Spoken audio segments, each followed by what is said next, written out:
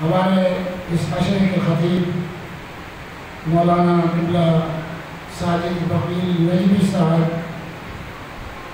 جو اس عشرے کی مجالس پڑھ رہے ہیں، انہیں سے میں گزارش کروں گا کہ اس مجلس سے بھی خطاب کرنے کے لیے ممبر پر تشریف فرمائیں۔ جناب ساجد بقیل نجمی صاحب۔ لا حول ولا قوة إلا بالله العلي العظيم حسبنا الله ونعم الوكيل نعم المولى ونعم النصير أعوذ بالله من الشيطان اللعين الرجيم بسم الله الرحمن الرحيم حمدا لك يا ذا الجود والإحسان والفضل والطول والامتنان وصلاة وسلاما على من لا ينطق عن الهوى إن هو إلا وحي يوحى حبيب قلوبنا وشفيع ذنوبنا وطبيب نفوسنا مولانا ومولى الثقلين جد الحسن والحسين أبي القاسم المصطفى محمد اللهم صل وعلى آله الذين أذهب الله عنهم الرجس وطهرهم تطهيرا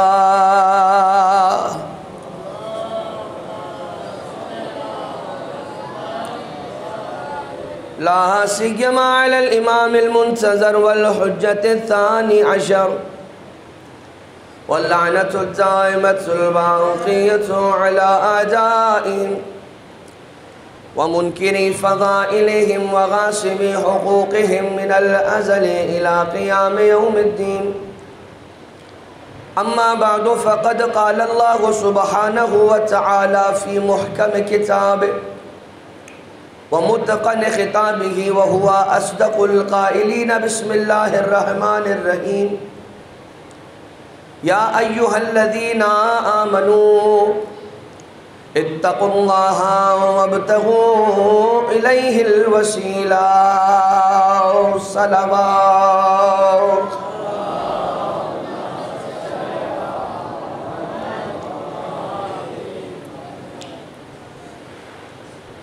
امام حسین علیہ السلام کے عزاداروں، مولا کے غمخواروں، جناب سیدہ رسول کی بیٹی حضرت زہرا کی دعائیں ان لوگوں کو لگتی ہیں کہ جو حسین کا غم مناتے ہیں۔ ہم اور آپ اس فرش پہ آ کے بیٹھ جاتے ہیں، یہ وہی فرش ہے کہ جہاں پر ہمارے آقا اور مولا بھی ہمارے ساتھ آ کر بیٹھ جاتے ہیں۔ ہم یہاں اکیلے نہیں ہیں عزیزوں، ہمارے مولا یہاں موجود ہیں، اور ایک دکھیاری ماں یہاں پر آئی ہے اپنے بیٹے کا پرسہ لینے کے لیے، کہ جس ماں نے اپنے بیٹے کو چکیاں پیس پیس کر پالا تھا۔ یہ مجلسیں وہ ہیں کہ جہاں پر اللہ کی رحمتوں کا نزول ہوتا ہے، ان مجلسوں پہ اللہ کی رحمت نازل ہوتی ہے، اللہ ان مجلسوں کو دیکھ کر خوش ہوتا ہے، اللہ اس عزاداری کو دیکھ کر خوش ہوتا ہے، اللہ ان عزاداروں کو دیکھ کر خوش ہوتا ہے۔ آپ مسلسل جلوس عزا میں شرکت کر رہے ہیں، مسلسل حسین کا نوحہ پڑھ رہے ہیں، مسلسل میرے مولا کا ماتم کر رہے ہیں، یقیناً آپ تھک گئے ہوں گے، مگر یاد رکھیے گا کہ آپ کی یہ تھکن ختم ہو جائے گی، مگر جو عزاداری کا اجر ہے یہ قیامت تک باقی رہے گا۔ یہ مجلسیں وہ ہیں جس میں اللہ کی رحمت نازل ہوتی ہے، پتہ ہے کیوں؟ اس لیے کہ امام معصوم علیہ السلام فرماتے ہیں عند ذکر صالحین تنزیل الرحمہ، کہ جب صالحین کا ذکر ہو، اللہ کے پاک بندوں کا ذکر ہو، تو اس محفل میں اللہ کی رحمت نازل ہو جاتی ہے۔ جس محفل میں اللہ کے پاک بندوں کا ذکر کرو اس میں رحمت نازل ہو جائے، تو سوچو اگر ان ہستیوں کا ذکر کرنے لگو جنہیں خود اللہ نے رحمت بنایا ہے، جو خود اللہ کی رحمت بن کر زمین پر آئے ہیں، تو اس محفل کا کیا عالم ہوگا۔ بات کا آغاز اس آیت کریمہ سے کریں کہ جس میں اللہ یہ ارشاد فرماتا ہے اے میرے بندو تقوی اختیار کرو، اللہ کا تقوی یعنی اللہ کا خوف، اللہ سے ڈر، اس کی بات ماننے کی طرف توجہ ہمیشہ انسان رکھے، ہر کام کرنے سے پہلے یہ سوچے اللہ راضی ہوگا یا نہیں، ہر کام کرنے سے پہلے سوچے کہ کہیں اس کام سے اللہ ناراض تو نہیں ہو جائے گا۔ وَابْتَغُوا إِلَيْهِ الْوَسِيلَةَ، اور اس تک پہنچنے کے لیے جو وسیلے اس نے رکھے ہیں ان وسیلوں کو تلاش کرو۔ ٹھیک ہے، وسیلہ کسے کہتے ہیں؟ وسیلہ کہتے ہیں ذریعے کو۔ وسیلہ کے معنی کیا ہے؟ ذریعہ، کسی بھی چیز کا ذریعہ۔ نہر کے اس پار سے اس پار پہنچنے کے لیے کیا کرتا ہوں میں؟ پل کا وسیلہ اختیار کرتا ہوں، ہے نا بھائی؟ یہ جو میری آنکھیں، یہ جو زبان ہے، یہ جو کان ہے، یہ جو ہاتھ ہے، یہ جو پاؤں ہے، یہ سب کیا ہیں؟ وسیلے ہیں۔ وسیلے کیوں ہیں بھیا میرے بھائی، میرے مومن بھائیوں؟ اس لیے کہ یہ آنکھیں عقل کو دکھانے میں مدد کرتی ہیں، دیکھتی ہے۔ جو انسان ہے نا، انسان دراصل عقل ہے انسان کی کہ جو دیکھتی ہے، دیکھنے والی چیز کا نام عقل ہے۔ آنکھیں عقل کو دکھانے کا ذریعہ ہیں۔ انسان کسی چیز کو ہاتھ لگاتا ہے، اسے پتہ چل جاتا ہے یہ گرم ہے یا ٹھنڈی، پتہ ہاتھ کو نہیں چلتا، پتہ دماغ کو چلتا ہے، ہاتھ کے وسیلے سے دماغ کو پتہ چلتا ہے۔ میں نے دکان سے مٹھائی خریدی اور برفی لی، پیڑا لیا، خریدنے کے بعد اپنے زبان پہ رکھا، جیسے زبان پہ رکھا کھایا، مجھے بہت اچھی لگی، مزیدار لگی، میٹھی لگی اور کھانے کا دل ہوا۔ دراصل یہ مٹھائی زبان کو میٹھی نہیں لگی ہے، عقل کو میٹھی لگی ہے، لیکن عقل کو میٹھا چکھانے کا وسیلہ زبان ہے۔ ساتھ ہو میرے عزیزو، سب کو سمجھ آ رہی ہے بات؟ کوئی مشکل بات تو نہیں کر رہا، بہت آسان بات ہے۔ اس کا مطلب کہ یہ زبان وسیلہ ہے عقل کو بتانے کے لیے کہ دیکھو جو ساجد نے کھایا وہ میٹھا تھا۔ یہ عقل کو بتا رہی ہے آنکھ کہ جو میں نے دیکھا وہ کیا تھا، عقل کو آنکھیں بتاتی۔ تو اب میرے عزیزو یہ بتاؤ، انسان کا چھوٹا سا بدن، انسان کا یہ چھوٹا سا بدن بغیر وسیلوں کے چل نہیں سکتا۔ اللہ کی کائنات بغیر وسیلے کے خود بخود کیسے چل سکتی ہے؟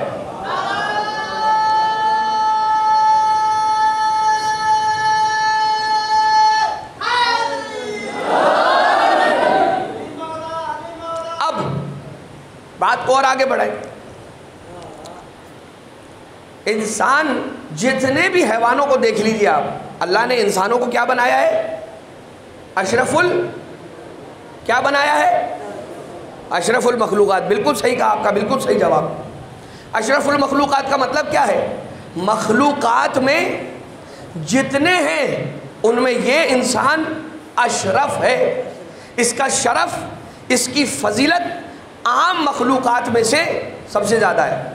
انسان حیوان سے افضل ہے، انسان پتھروں سے افضل ہے، افضل ہے۔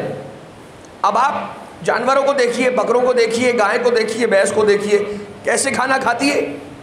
چارے کے اوپر اپنا منہ جھکاتی ہے، اپنا سر چارے کے سامنے جھکاتی ہے، اور اس کے بعد اپنے منہ سے چارہ اٹھا اٹھا کے کھاتی ہے۔ یعنی کہ اللہ نے جہاں پر انسان کو فضیلت دی ہے نا، وہیں پر اسے جھکایا نہیں ہے اپنے رزق کے سامنے۔ اللہ نے انسان کو اتنا شرف دیا کہ اسے اپنے رزق کے سامنے بھی جھکایا نہیں ہے، کھڑا رکھا ہے، بلند رکھا ہے، اونچا رکھا ہے۔ تو اب یہ بتاؤ عزیزو، وہ اللہ جو انسان کے لیے یہ پسند نہ کرے کہ اپنے رزق کے سامنے سر کو جھکا لے، وہ خدا یہ کیسے پسند کرے گا کہ اس کے علاوہ کسی اور کو سجدہ کر لے؟ وہ اللہ یہ کیسے پسند کرے گا کہ وہی انسان کہ جسے اللہ نے اتنا شرف دیا کہ کھانے کے سامنے اس کا سر جھکنے نہیں دیا، اس کے رزق کے سامنے اس کا سر جھکنے نہیں دیا، تو غیر خدا کے سامنے اگر یہ سر جھکا لے تو خدا کو کتنا برا لگے گا۔ لیکن عزیزان محترم، اب غور کیجئے گا، ذرا غور سے سنیے گا، نتیجہ قریب ہے۔ تو پھر اے اللہ، تو نے اگر انسان کو اتنا شرف دیا ہے کہ اس کو رزق پر نہیں جھکایا، تو ایسا کچھ کر دے کہ خود نوالا بن جائے اور پلیٹ سے اڑ کر منہ میں چلا جائے، کتنا اچھا ہو جائے کہ پلیٹ میں نوالا بن کر ہوا میں بلند ہو اور خود بخود اس کے منہ میں آ جائے۔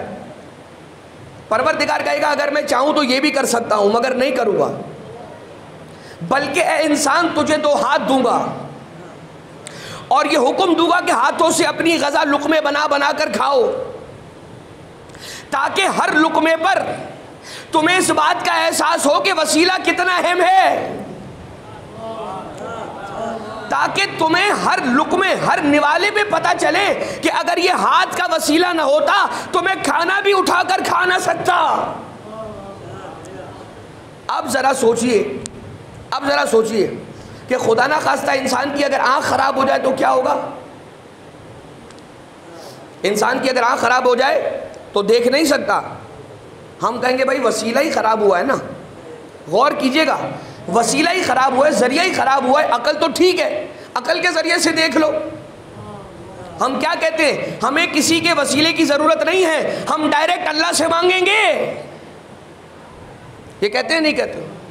اور اللہ یہ کہتا ہے کہ میرے پاس آؤ، میرے دروازے تمہارے لیے کھلے، لیکن میں نے زمین پہ کچھ وسیلے ذریعے رکھے ہیں مجھ تک پہنچنے کے، ان وسیلوں کو تلاش کرو۔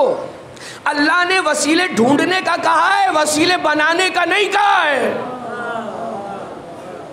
یعنی کہ وہ وسیلہ کہ جسے اللہ نے اپنا بنا کر زمین پر بھیجا ہوگا، وہ وسیلے کون ہیں؟ رسول اور اولاد رسول کے علاوہ کون ہے؟ علی اور اولاد علی کے علاوہ کون ہے؟ جنہیں اللہ نے اب خود تک پہنچنے کا وسیلہ بنا کر زمین پر رکھا، ان کے ذریعے سے اللہ تک پہنچنا، کسی اور کو اپنا وسیلہ نہ بنا لینا۔ جو وسیلے اللہ نے بنا کر رکھے ان کو ڈھونڈ کر اللہ تک پہنچ جانا۔ اب آ جاؤ، یہ تو بات اللہ کی ہو گئی، توحید کی بات ہو گئی۔ اب آئے نبوت پہ۔ کائنات کا رحمت نبی، اللہ کا حبیب مسجد نبوی میں بیٹھے ہوئے ہیں، یہاں تک کہ ایک صحابی تشریف لے کر آئے اور کہا یا رسول اللہ، غور سے سنیے گا، یا رسول اللہ میں مشکل میں ہوں، میرے لیے دعا کریں کہ اللہ میری مشکل کو دور کرے۔ تو رسول نے کیا کیا پتہ ہے؟ رسول نے ہاتھوں کو اٹھایا، کہا بار الہا تجھے علی کا واسطہ اس کی مشکل کو حل فرما۔ جیسے ہی رسول نے یہ کہا، وہ چلا گیا اور اس کی حاجت پوری ہو گئی، اس کی مشکل دور ہو گئی۔ یہ منظر کچھ اور لوگ تھے کہ جو کھڑے دیکھ رہے تھے اور انہیں برا لگ رہا تھا کہ رسول علی بن ابی طالب کا نام کیوں لے رہے ہیں، اور بھی تو لوگ ہیں، ان کا بھی تو نام لیا جائے۔ لیکن جب دوسرے افراد اور آئے وہیں پر کھڑے کھڑے کسی اور دن، دعا کر دیں اللہ میری مشکل دور کرے۔ رسالت مآب نے پھر سے ہاتھوں کو اٹھایا، کہا بار الہ تجھے علی کا واسطہ اس کی مشکل کو حل کر دے۔ وہ چلا گیا، اس کی مشکل حل ہو گئی۔ پھر کچھ دن گزرے، کوئی آیا، اس نے کہا یا رسول اللہ میرے لیے دعا کریں میری مشکل حل ہو جائے۔ علی نے پھر سے رسول نے پھر سے ہاتھوں کو اٹھایا، کہا بار الہ تجھے علی کا واسطہ اس کی مشکل کو حل کر دے۔ ایک مرتبہ سوچنے لگے، کہنے لگے یہ کیا بات ہے، جب کوئی آتا ہے، جب کوئی مشکل کی دور ہونے کی دعا لے کر رسول کے پاس آتا ہے تو رسول کہتے ہیں اے خدا تجھے علی کا واسطہ اس کی مشکل کو حل کر دے، اے خدا تجھے علی کا واسطہ، علی کا وسیلہ رسول اختیار کرتے ہیں دعا مانگنے کے لیے اس کے لیے۔ تو کہا دیکھو ایک دن مسئلہ حل ہو جائے گا جس دن علی خود مشکل میں آئے گا، ہم تو اس دن دیکھیں گے جس دن علی خود مشکل میں آئے گا، پھر دیکھیں گے کہ اللہ کے رسول کس کا وسیلہ اختیار کرتے ہیں، کس کا نام لیتے ہیں۔ یہاں تک کہ جب مولا کائنات علیہ السلام پر مشکل آئی ایک دن اور مولا کائنات تشریف لے کر آئے، یا رسول اللہ علی کی ایک مشکل ہے، علی کے لیے دعا کر دیجئے خدا علی کی مشکل کو دور کرے۔ رسالت باپ نے سوچے کس کا نام لیا ہوگا، ہاتھوں کو اٹھایا، رسول نے کہا بار الہ تجھے علی کا واسطہ علی کی مشکل کو دور کر دے۔ اب جب یہ ہو گیا تو جنہیں برا لگنا تھا لگ گیا، خیر ہو گئی بات۔ یہاں تک کہ اتنا فیل ہوا، اتنا محسوس کیا انہوں نے کہ برداشت نہ کر سکے، رسول کے پاس آ گئے، یا رسول اللہ ہم ناراض ہیں، آپ دیکھیں جب بھی دیکھیں آپ علی کا نام لیتے ہیں اور مشکل کی دوری کے لیے دعا کرتے ہیں، یہاں تک کہ جب علی آ گئے تبھی آپ کسی اور کا نام لے لیتے، آپ نے تب بھی علی کا نام لیا، علی کے واسطے سے علی کی مشکل کو اللہ حل کر دے۔ رسالت باپ نے کہا میں کیا کروں، جب میں خود مشکل میں ہوتا ہوں اللہ سے دعا کرنا چاہتا ہوں تو علی کا واسطہ دے کر کہتا ہوں بار الہ تجھے علی کا واسطہ مجھ محمد مصطفیٰ کی مشکل کو حل کر دے۔ ارے جو خود اپنی ذات میں مشکل کشائے کائنات ہو، جو انبیاء کی مشکلوں کو حل کرنے والا ہو علی، اگر اسے مشکل کشائی کے لیے پکارا تو کیا برا کیا۔ صلوات پڑھیں سارے مل کر محمد و آل محمد۔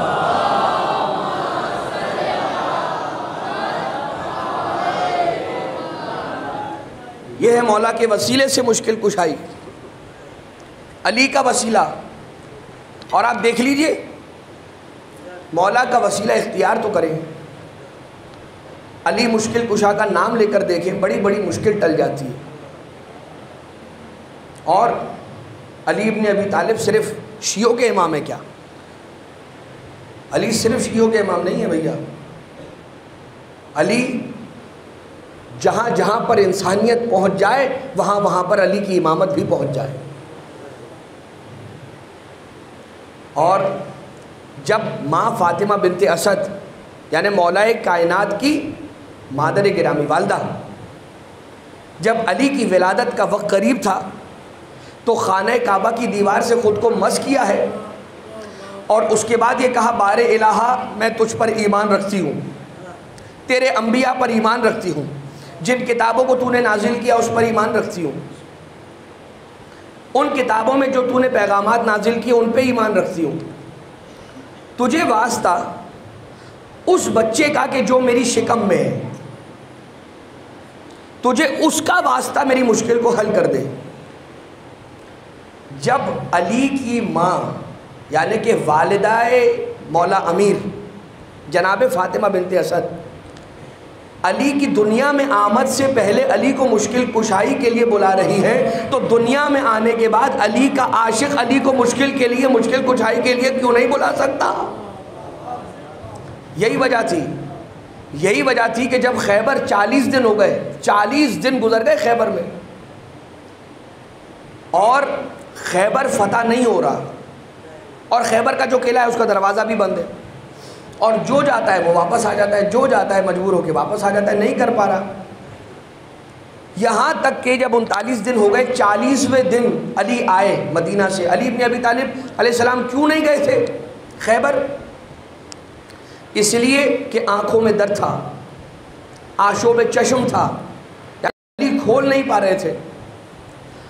اللہ کے رسول کو حکم ہوا، ناد علی مظہر العجائب تجد ہو اون لکا فی النوائب کل ہم و غم سینجلی بے ولایت کا یا علی یا علی یا علی۔ یعنی کہ پروردگار عالم نے رسول کو حکم دیا، ناد علی، علی کو ندا دو، علی کو پکارو۔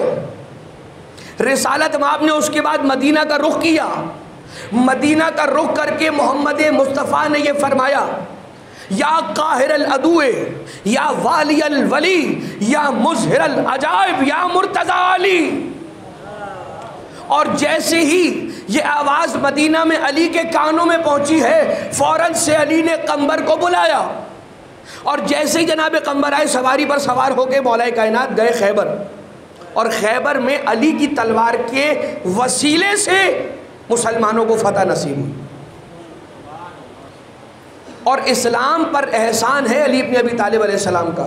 مجھے ایک بات بتائیں، جو اتنا بڑا شجاع ہو، جو اتنا بڑا جنگجو ہو، تلوار چلانے والا ہو، وہ میدان جنگ میں آپ کو تلوار چلاتا ہوا بھی نظر آئے گا، اور اسی میدان جنگ میں سائل کا، فقیر کا سوال بھی پورا کرتا ہوا نظر آئے گا۔ اتنا کریم ہے میرا مولا۔ یعنی کہ مولا نے ایک شخص پر تلوار اٹھائی، اور اس شخص نے کہا، علی مجھے آپ سے کوئی نہیں بچا سکتا، اس لیے کہ ذوالفقار تو آپ کے ہاتھوں میں، میرے پاس تو ذوالفقار نہیں ہے، آپ ذرا 2 منٹ کے لیے ذوالفقار مجھے تو دیں، پھر میں آپ کو بتاتا ہوں کہ آپ کو کون مجھ سے بچاتا ہے۔ تو اس شخص کو مولا نے ذوالفقار پیش کر دی، فوراً آگے کر دی، کہا لے لے ذوالفقار۔ وہ رک گیا، کہنے لگا، تعجب کرنے لگا، یا علی مجھے تعجب ہو رہا ہے کہ میں نے آپ سے تلوار مانگ لی اور آپ نے تلوار دے بھی دی، آپ کو تو اس بات پہ میری گردن اڑا دینی چاہیے تھی۔ کہا دیکھ، تو جب دشمن بن کر آیا تو تجھ پہ تلوار اٹھا دی، جب فقیر بن کے سوال کر لیا تو تجھے تلوار عطا کر دی۔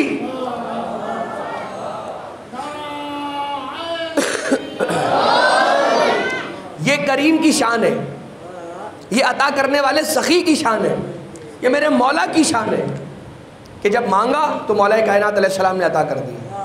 اور یہ بات میں پہلے پڑھ چکا ہوں کہ مارنے والی، بچانے والی چیز تلوار نہیں ہے، طاقت اللہ کی ہے۔ جسے موت دینا چاہے اسے کوئی بچا نہیں سکتا، جسے زندگی دینا چاہے اسے کوئی مار نہیں سکتا۔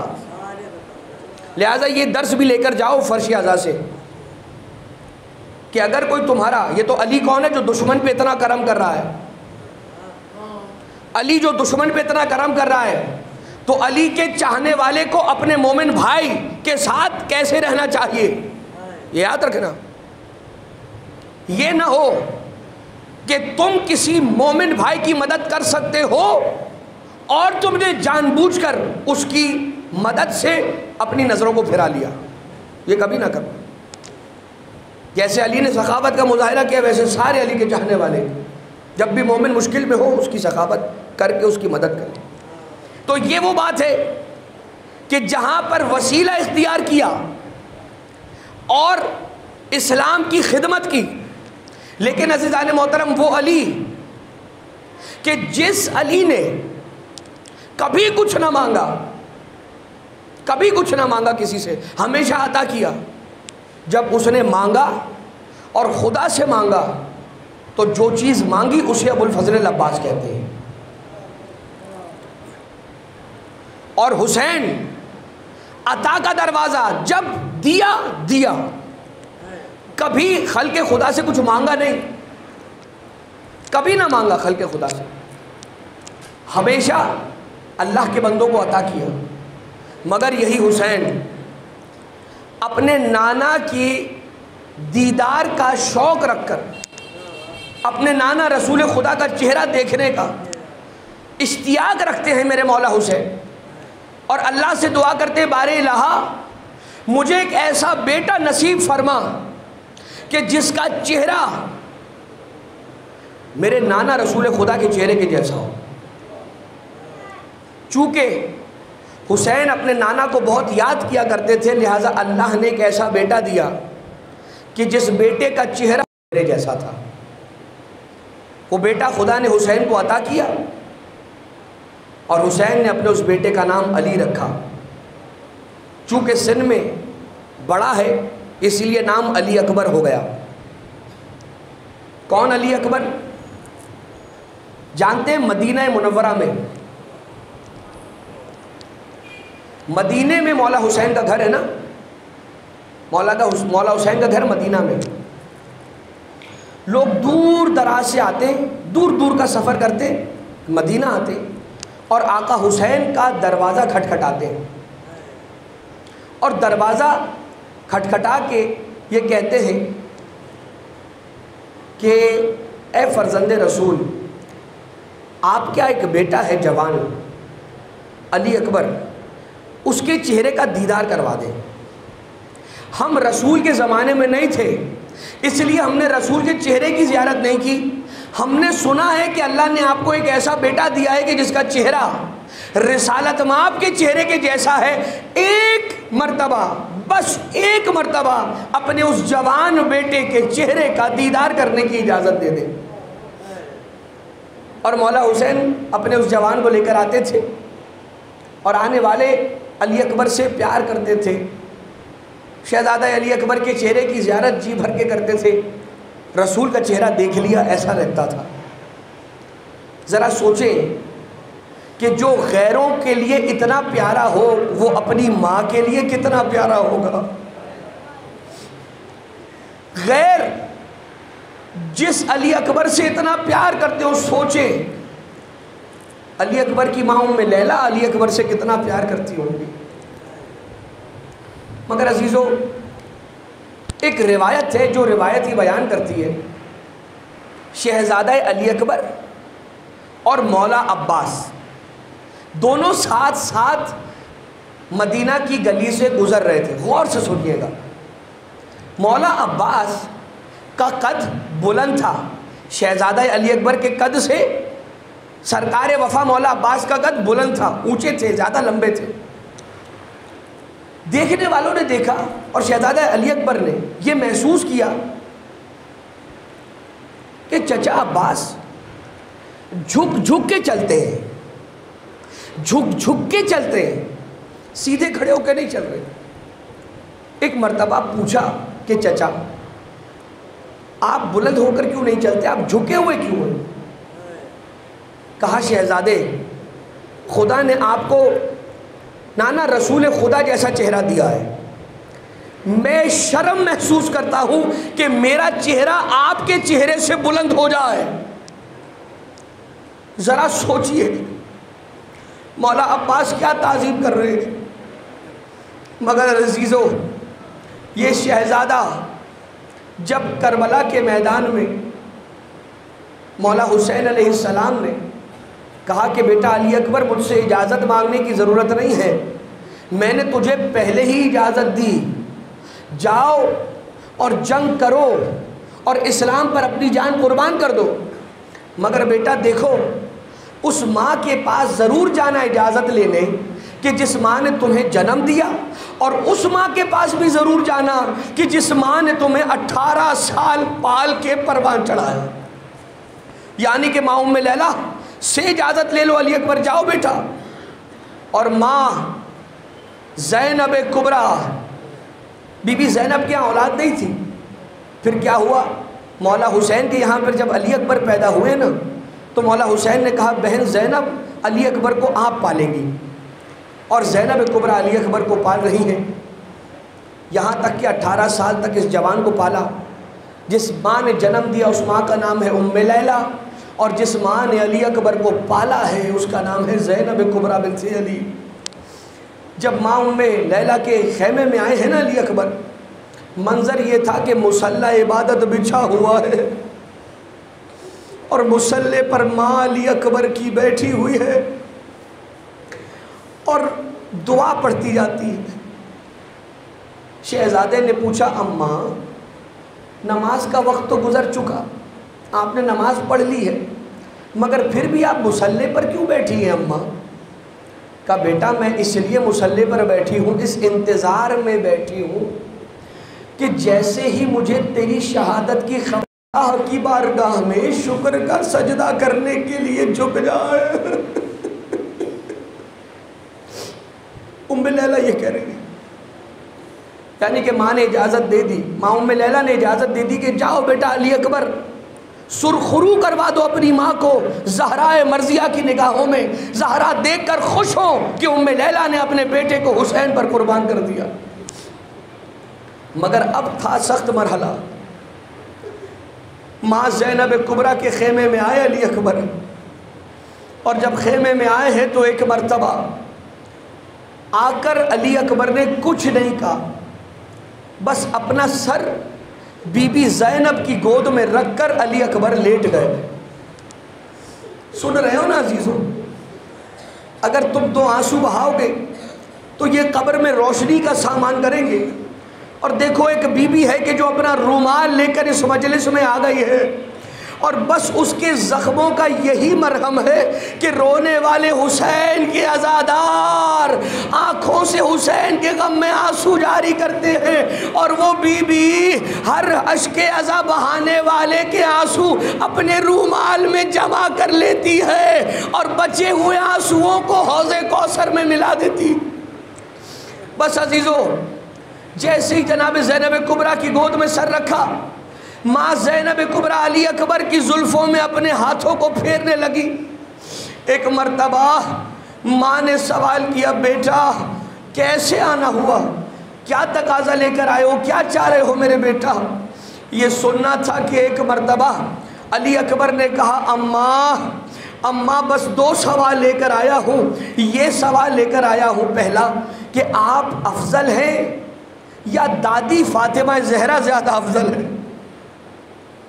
کہا بیٹا کیسا سوال ہے؟ ماں زہرا کی فضیلت زیادہ ہے، میں کہاں؟ اور دوسرا سوال یہ ہے کہ بتائیے اماں میری فضیلت زیادہ ہے، میں زیادہ افضل ہوں یا میرا بابا حسین ابن علی زیادہ افضل ہے؟ کہا یقیناً تیرا بابا حسین افضل ہے۔ کہا اماں پھر ایک سوال کروں، ایک تقاضا کروں، ایک چیز مانگوں؟ کہا بیٹا مانگ لے، تیرے لیے سب کچھ حاضر ہے میرے بیٹا علی اکبر۔ جیسے یہ سنا ایک مرتبہ علی اکبر نے کہا اماں اپنے علی اکبر کو زہرا کے بیٹے حسین پر قربان کر دو۔ بس یہ سننا تھا۔ جناب زینب کبریٰ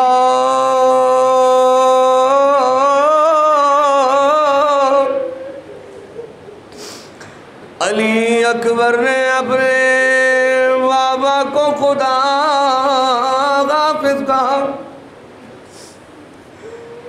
علی اکبر گھوڑے پہ سوار ہوئے، کہا بابا خدا حافظ میں جانب مقتل چلاؤ۔ وہ دیکھو بابا حوض کوثر کے کنارے دادا علی کھڑے، نانا رسول خدا ماں زہرا انتظار میں۔ علی اکبر مقتل کی طرف چلا، ایسی جنگ کی کہ جنگ علی ابن ابی طالب کی جنگ کے تیور نظر آنے لگے۔ یہاں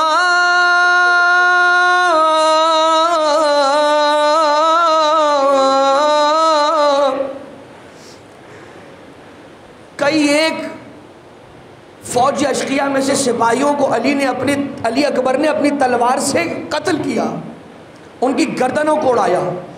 ایک ایسی عالی شان جنگ کی ہے شہزادہ علی اکبر نے کہ کبھی عباس کہتے تھے مرحبا بھیا علی اکبر، کبھی قاسم کہتے تھے مرحبا بھیا علی اکبر، جوانوں میں جانے والا سب سے پہلا علی اکبر۔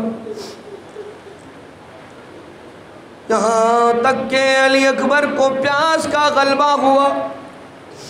پیاس کے غلبے کی وجہ سے ایک مرتبہ جب جنگ کا ایک حصہ ہوا، علی اکبر اپنے بابا کی خدمت میں آئے، بابا ایک سوال لے کر آیا ہوں، اے بابا اپنی زبان علی اکبر کی زبان پہ رکھو، شاید کہ میری پیاس میں کچھ افاقہ ہو جائے۔ اے بابا جب یہ سنا بابا حسین نے اپنی زبان اپنے بیٹے کی زبان پہ رکھی، جیسے ہی بابا کی زبان علی اکبر کی زبان پر آئی، واہ غربتا واہ حسینہ، ایک مرتبہ بیٹا علی اکبر پیچھے ہٹے، کہا بابا علی اکبر کی زبان سے زیادہ تیری زبان سوکھی ہے بابا حسین۔ مگر عزیزو، علی اکبر پھر سے میدان جنگ کی طرف گئے اور جنگ کی ہے، اور جنگ کرنے کے بعد ایک مرتبہ زخمی ہو کر علی اکبر زخمی علی اکبر گھوڑے سے زمین کربلا پر آیا۔ حسین اپنے جوان کے سرانے پہنچے، کہا بیٹا علی اکبر بابا کی مدد کرو، تمہیں خیموں میں لے کر جانا چاہتا ہوں۔ ارے جوان کا لاشا گئے، بوڑھا باپ ہے، کل ہر کا بیٹا جب گرا تھا، ارے جب تک ہر اپنے جوان کے سرانے پر پہنچا، دیکھا پہلے سے ہی میرا مولا حسین موجود ہے۔ کہا آقا حسین آپ نے کیوں زحمت فرمائی؟ ہر اپنے بیٹے کو لینے کے لیے آ گیا تھا۔ کہا ہر کیسی بات کرتا ہے میرے بھائی، جوان بیٹا بوڑھا باپ، ہاتھوں کو جوڑ کر کہوں گا مولا، ارے علی اکبر جوان بوڑھا حسین، بس خیموں میں علی اکبر کا لاشا رکھا، ایک طرف علی اکبر کے لاشے کو رکھا، دوسری طرف قاسم کی پامال لاش کی گٹھڑی رکھی، درمیان میں آ کر حسین لیٹ گئے، آسمان کی جانب دیکھ کر کہا بار الہ اے خدا، اے خدا آج تیرا حسین غریب ہو گیا، آج تیرا حسین غریب ہو گیا۔ اللہ ولعنت اللہ علی القوم الظالمین وسيعلم الذين ظلموا على محمد أي منقلب ينقلبون۔ ماتب حسین یا حسین۔